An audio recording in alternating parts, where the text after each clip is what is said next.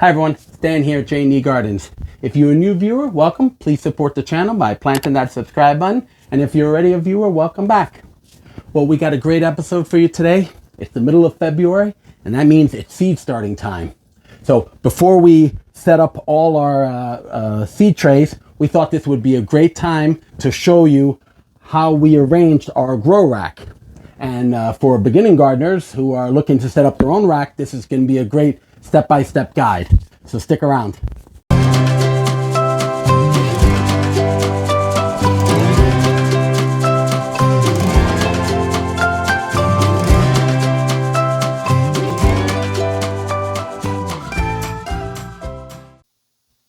Welcome back.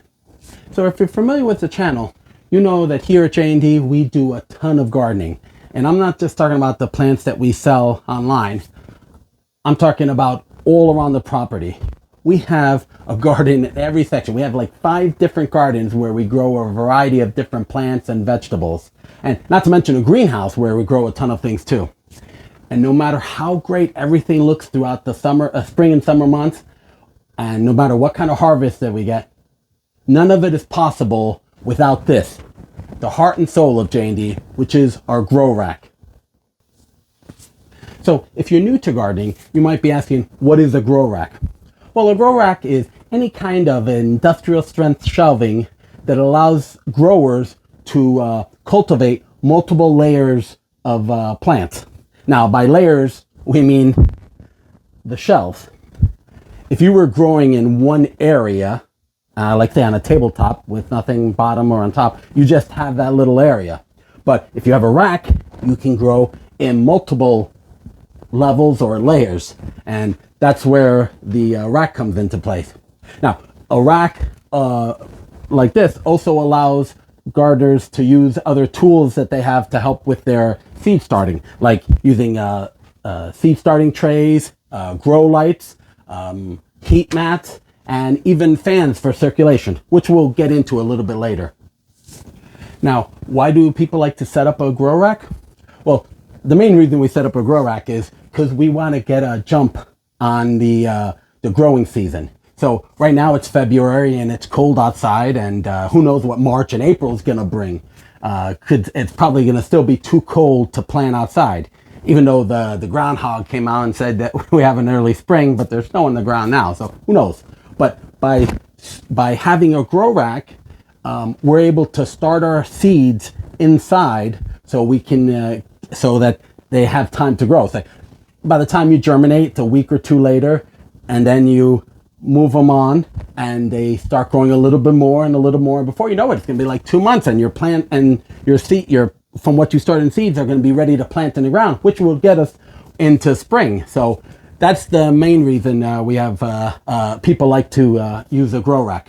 Now, I mentioned before that we have a greenhouse. So it's like, well, why do you need a grow rack? And that's a good question. Now, and our greenhouse is very big, so that we could set this up. But for us, it's a matter of economics, actually. So we keep our greenhouse during the winter at about a consistent 40 degrees, unless we're working in there. Then we pump up the heat.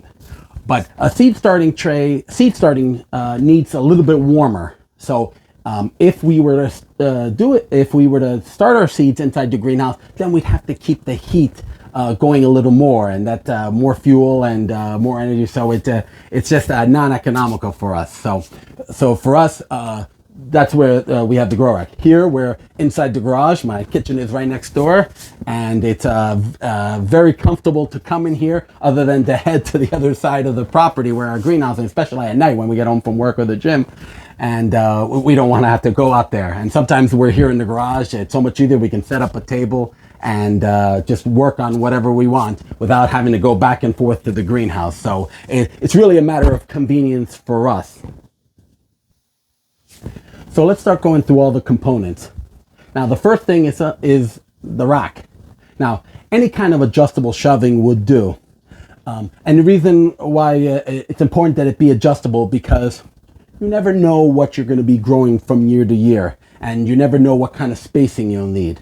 So if, let's say, or depending, which we'll get into a bit later about the kind of grow lights you have. So you might have weaker grow lights, which means you need a closer space, and or you might have stronger grow lights or less space, or you have things that might grow a little taller. So having the flexibility and also having multiple shelves for different plants, having the flexibility of adjustable shelves is really, really important. You don't want to be tied into a certain size, because eventually you might want to grab more or add more shelves. Now, one thing that I tell you, that if you're looking to get a grow rack, I would tell you to get it in either metal or plastic. And I would strongly suggest that you don't get something made of wood or laminate. And the reason why is because, I mean, these are plants. There's going to be moisture in here. So if you were to get something in wood, you could worry about warping. If you were to get something out of laminate, more likely it's going to be what's called melamine. And melamine, if you're familiar with cheap dorm room furniture, if you put a cup on, a wet cup overnight and the next day you saw a ring on it, that's what melamine is. And that's what a lot of shelving is like. And that'll just get destroyed in this environment. So definitely want to stay away from any kind of wood or laminate if possible. Now, what we would suggest, what we're going to suggest here at J&D is something like this, which is it's a commercial wire shelving, or also known as a baker's rack. Now, they're very popular. You see them all around. And the good thing about this, there's so many different varieties, and there's so much you can do with them. So, like, there's different heights, sizes, widths. This one is about 6.5 feet, and I could add wheels to it, which is very important. So whenever I need to clean behind it or access all the electrical behind it, very important to have wheels. The adjustments are great. I don't know if you can see it in it, but if you see it on the film, on the camera, but you can adjust like every 1.25 inches. So you have like almost micro adjustments, which is really, really cool. It's extremely sturdy. Hold up more weight than you're going to put on it, especially for growing. And being that it's like plated, these are generally plated in a chrome. It's very easy to clean, and they hold up to moisture really well. Now, once you've decided on what kind of rack you're going to get, the next thing is determine what size. And there's no magic answer for that. The size that you're going to get is depending on how many seed trays you want to have at one time. Now, baker's racks or commercial wire racks, they come in all different sizes. So generally, when you find them, that you find 36 is a very popular size. You can get them at Target, at Costco, at everywhere, at your job lot. They're just so common. 42 is is another common one. Then you start getting into 48, and this one is actually 60 inches long, 5 feet wide. So there's a lot of variety out there. But one important thing about when you're deciding your rack, whether it be a rack like this or any kind of shelving, the common size is about 36 inches that you'll find everywhere.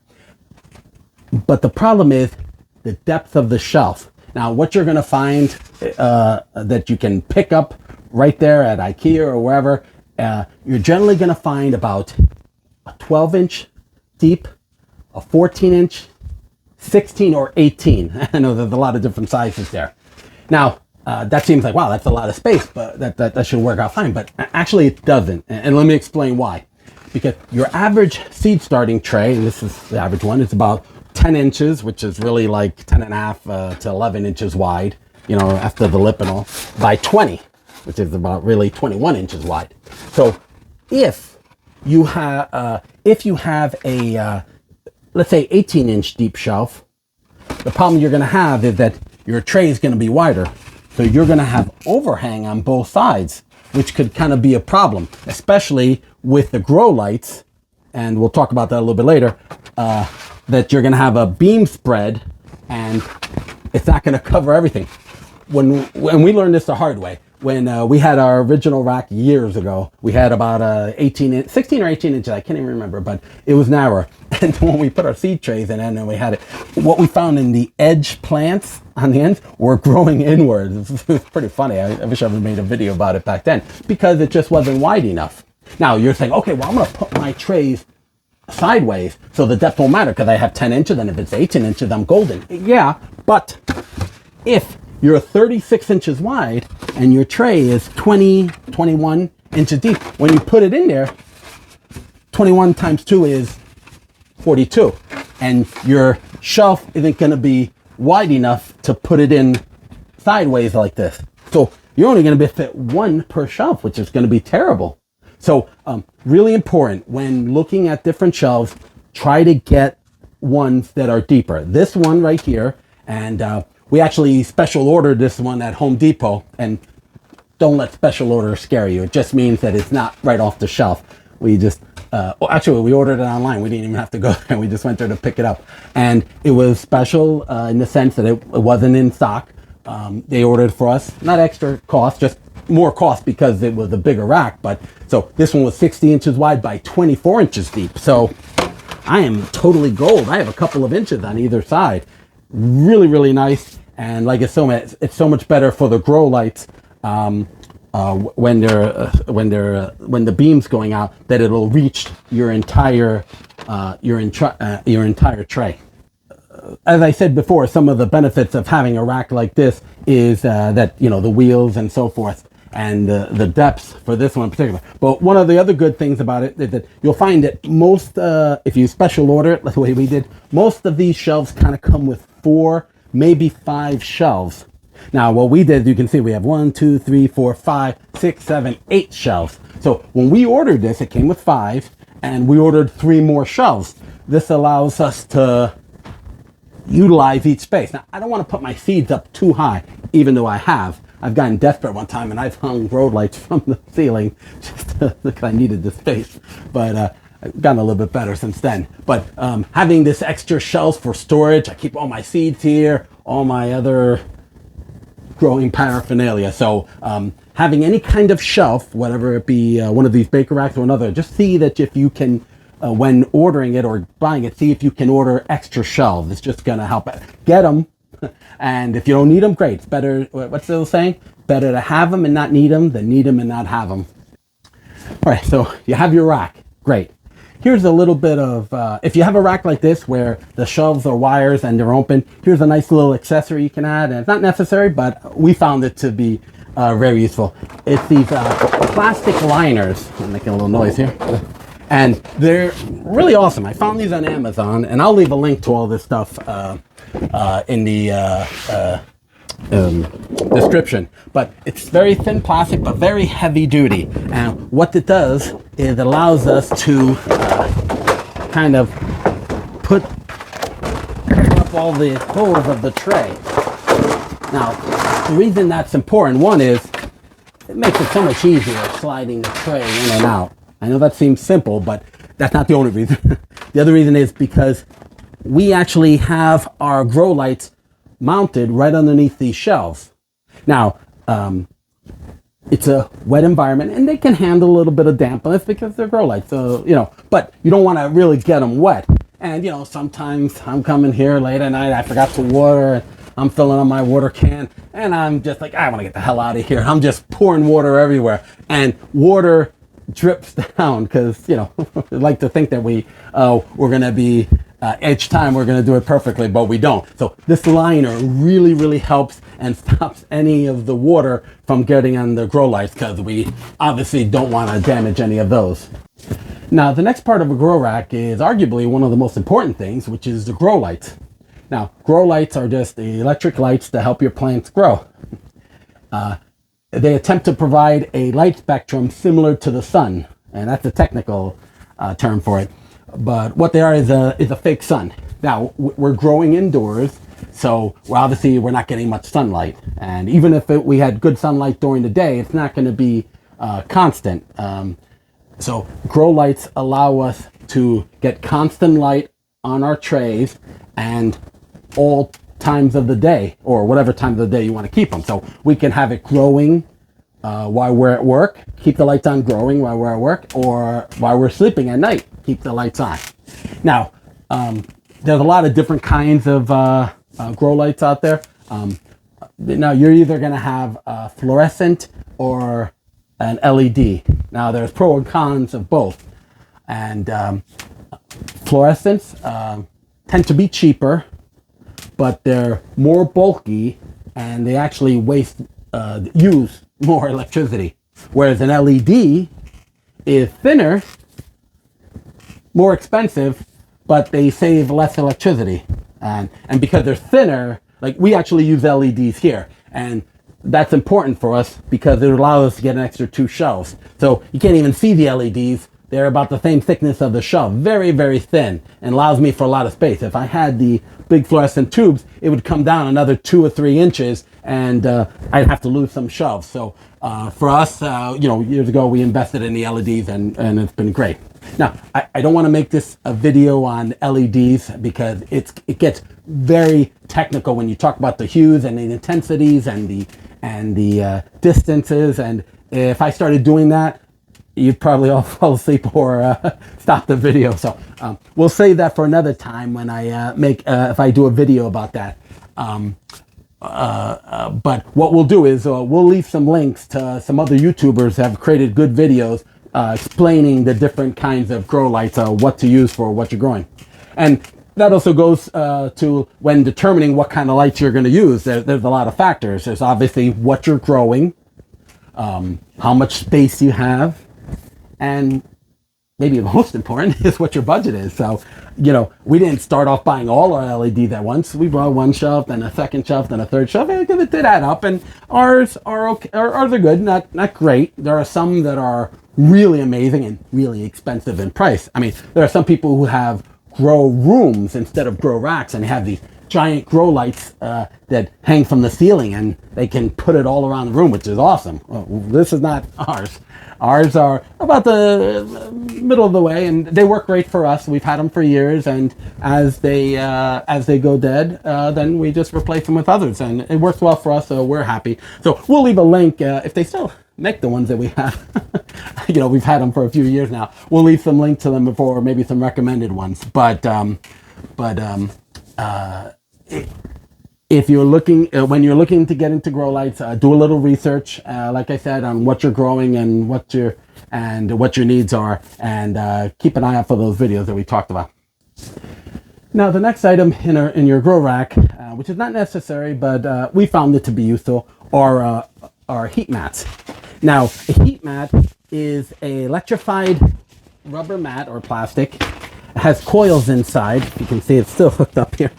Has coils inside that will heat up. And what that does, when you place I have one here too. When you place a seed starting tray on it, what it'll do, it'll start warming up the water that's in there, which will in turn warm up the soil. Now, the reason we use these is because it's still February or March, and it's not the same season as in, May and June. So plants get used to a certain soil temperature, especially when they're starting to germinate, so that they can germinate. And if it's too cold, they might germinate, but it might take a little longer. So this is actually like a Kickstarter, and some people like using them, some people don't. I do, and there's all different kinds of heat mats, all different manufacturers. Like I said, we'll leave some links to them. Some of them have temperature gauges, so you can keep them at a consistent temperature. Most heat mats, if they don't have a temperature gauge, they'll usually keep like another 10 or 20 degrees higher than the ambient temperature in the room. Here we're in the garage, and we generally keep it around 50 degrees here. We have a heat source, but we don't keep it on all the time because the heat mats will help. So if it's 50 degrees, it's going to be 60, 70 degrees in here, and that's ideal temperature for them to germinate. Now, it's important when you're germinating, when you're using your seed starting tray on a mat, that you just keep it on there till they germinate, and then you move them off, because if you keep them on too long, it can start burning them. Maybe not burning them, but it could cause some damage to them. So if you notice on our rack here, we have 1, 2, 3 different heat mats. Now, when we got these, they were the only ones we could find. The only we could find were these 4-foot wide ones, which is cool because we can fit 4 trays at once. And we have an extra tray here on the side. So maybe when these go dead, maybe somebody's come up with a 5-foot long one, but I don't know. For now, until they're dead, which we've had them for years, so I'm sure we'll keep them for a while. But we only have 3 of them because, and we use them. In another week, when this will all be filled up, we're gonna, at any given time, we can do 12 trays at once. And as soon as they germinate, a week or 2 later, depending on the plant, then what we do is we move them to one of the 3 other shelves or to the side here to get them off the heat and let them go. And then we start the next batch. At one point, and I think maybe I'll do a short for you once it's all filled up. We're going to have all these. So you're going to 5, 10, 15, 20, 25, 30 different trays. Absolutely. And more to come after that. So we find that the seed starting tray helps us a lot and just kind of get things going. And then we don't have to kick up the temperature here in the garage, which is a good cost savings for us. Now, another good thing to have for your grow rack is a way to circulate the air. Air circulation is extremely important when growing any kind of plants. It helps keep them a little dry so that no mold or any kind of moss will grow on top of the soil or the plants, for that matter. And having some kind of air circulation, air blowing on the plants also helps stiffen up the stems. This is kind of getting them ready for when they're outside in nature and the wind's blowing. So as they're small and they're growing up, if they get used to some kind of air resistance, then they're just going to grow hardier. Now, there's a couple of ways of doing this, and the way we used to do it before was, let me just grab this.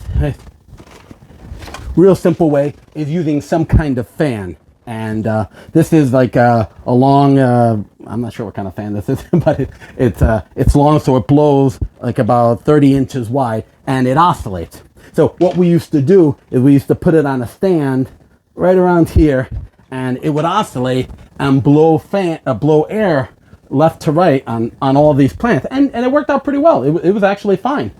But after a while, that kind of got old because this is not a grow room, it's my garage. My drill press is over there, my bandsaw's over here, my table saw's over there, and here's the backup refrigerator. So having a fan right in the entrance, right as you walk in, wasn't going to work. So as well as it worked, it just really wasn't practical. So what we did do, and you could bring the camera a little closer, is we found these great fans online. Now, if you can see them right here, they kind of look like computer fans. If you can see them right here, that a little lower. Okay, so they kind of look like computer fans, and what they are is 3 put together, and they're just regular plug-in, so you don't have to do any special wiring, and they lead up to a little control here. And I'm gonna look at this, maybe the second one, and if I turn it on, so you can kind of see. You can see it blow in the paper, and I can adjust it to whatever speeds I want, and it's pretty nice. You can hear it. It actually gives some good air all the way across. You can step back a little bit, and it actually does reach to this side. Of course, these trays get a little more than those do if I keep it on high. So what I do is I tend to kind of switch them around. I think maybe what I'll do next year is I'll maybe attach another set on this side to kind of get it from both ways. But really good thing to have for your grow rack, and it's important when you're mounting them.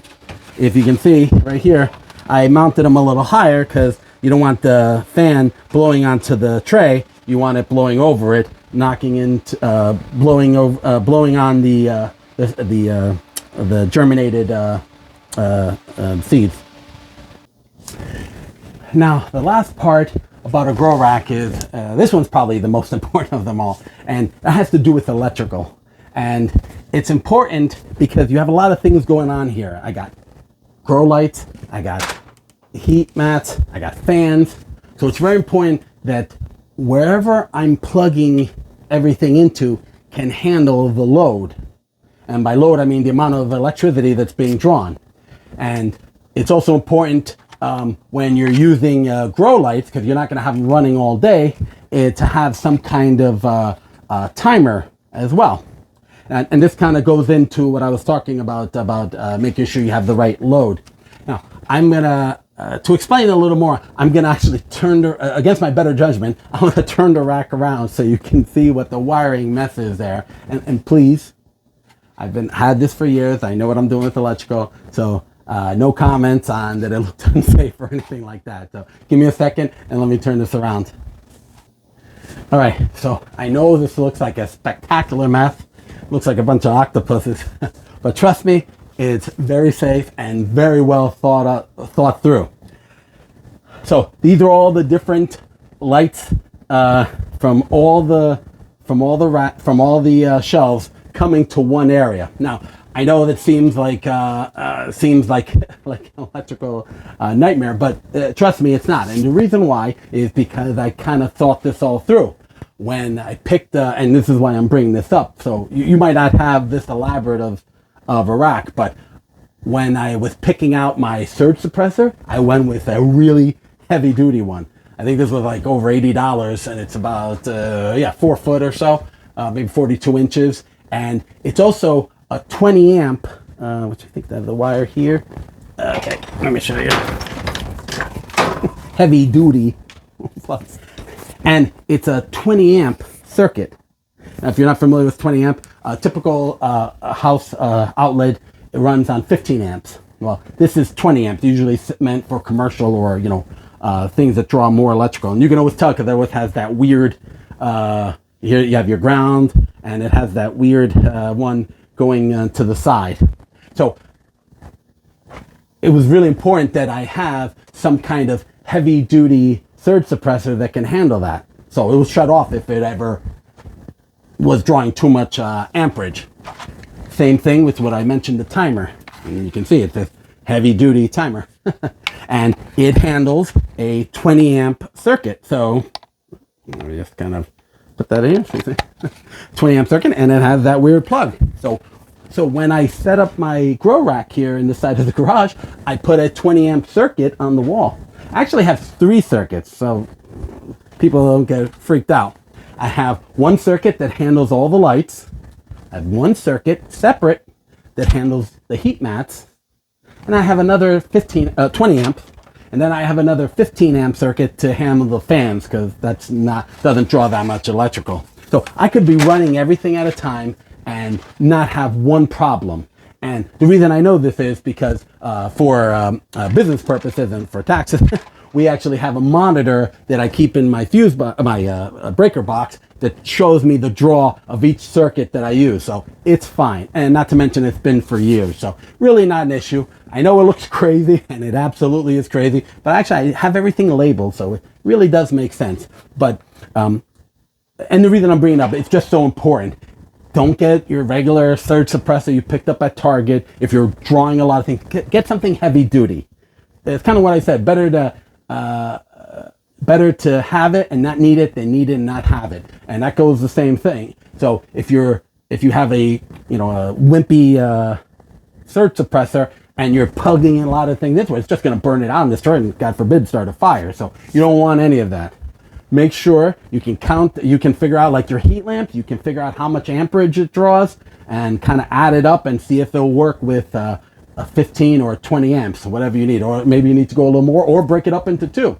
But ours works well.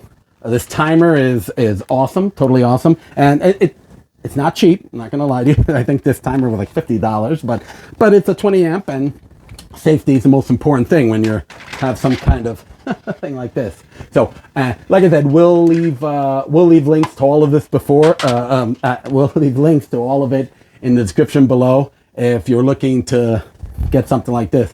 And also, the beauty part of it is, since it's on a timer, all the lights can be on at once, and it can handle it. But what I can do is, all these lights come with a switch, so I can turn them on and off. So if I'm only using the first 2, I can just reach over, turn them on and off, and everything will be powered, but I can shut them all off individually. So it's really good. It's a really good setup, even though it doesn't look the prettiest. Thank God for those wheels. All right, so now we got everything back to normal. So when planning out your grow rack, there are a lot of things to consider. You have a lot of different options and a lot of different ways to go. And if you're thinking about getting into putting a grow rack together now, it actually isn't too late. I know we're in February, but really it's not too late. And the reason I say that is I like to start early because I actually have a greenhouse. And the reason that's important is as things grow, and they're going to grow by mid-March and even end of March, but it might not be ready to plant outside yet. So I can put it in a greenhouse. So you might not want to start as soon as I do. You still have time to set up your grow rack, because really we don't really start planting in the ground till maybe late April. And our canna lilies, we don't plant till I think like the 20th of May or something like that, when we know, maybe a little earlier depending on the weather. You know, that's when the weather is just about right. So if you were to spend some time in the next couple of weeks setting up your grow rack, you have plenty of time to use it this year. So thank God I'm not too late bringing you this video.